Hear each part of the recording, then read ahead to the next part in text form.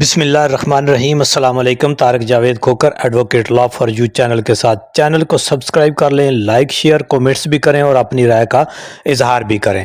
ابھی بات کرتے ہیں جی سپریم کورٹ کے کمرہ نمبر 1 میں بہت اہم ترین کیس جو ہے وہ زیر سماعت ہے۔ جسٹس منصور علی شاہ کی جو نگرانی میں یا ان کی سربراہی میں ایک بینچ جو ہے وہ کمرہ نمبر 1 میں سماعت کر رہا ہے۔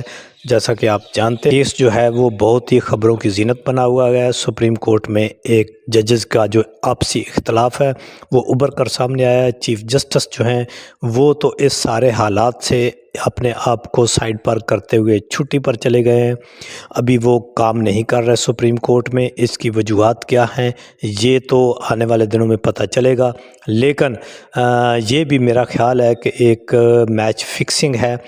اور اسی طرح سے جو رجسٹرار ہیں سپریم کورٹ کے وہ عدالت میں حاضر ہو چکے ہوئے ہیں۔ ان کے خلاف توہین عدالت کی کارروائی کا نوٹس تھا، اس کے اوپر سماعت ہو رہی ہے۔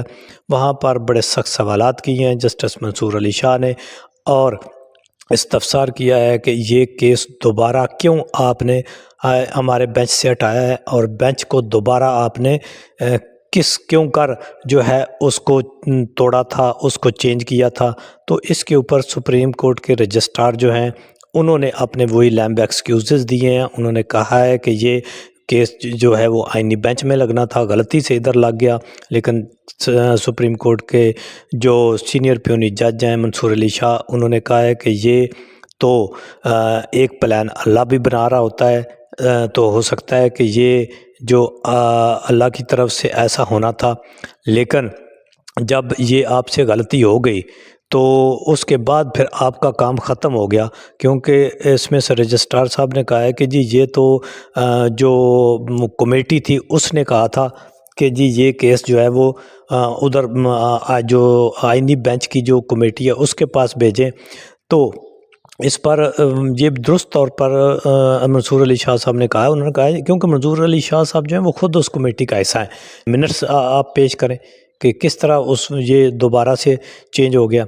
تو اس پر جو ہے جو رجسٹرار ہیں ان کے پاس بظاہر تو کوئی جواب نہیں تھا، اور یہ درست طور پر جو ہے وہ عدالت نے کہا ہے کہ جی کمیٹی کا کام ختم ہو گیا۔ جب انہوں نے ایک کیس فکس کر دیا تو اس کے بعد بڑے اہم رہماس دیے ہیں جو بینچ کی طرف سے۔ انہوں نے کہا ہے کہ جی یہ تو پھر اگر کمیٹی اتنی بااختیار ہے تو پھر اس کو تو جو وہ پتہ چلے گا کہ جو بینچ کسی میں اس کے خلاف حکومت کے خلاف فیصلہ جانے لگا ہے اس سے وہ واپس لے لیں۔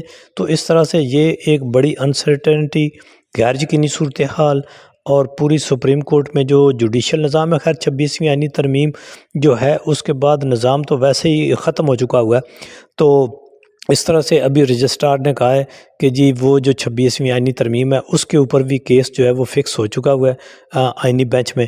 تو اس سارے کچھ کو لے کر جو ہے عدالت اگرچہ آج جو بینچ سن رہا ہے وہ دوبارہ سے ٹوٹ گیا تھا، پھر دوبارہ سے انہوں نے نیا بینچ بنایا ہے، تو یعنی بینچ توڑنے، بینچ لگانے، بینچ فکس کرنے، یہ چونکہ یہ نظام جو ہے اب اسی طرح کا کھیل کھیل رہا ہے، انصاف کا جو ہے وہ گلا انہوں نے دبا دیا ہوا ہے۔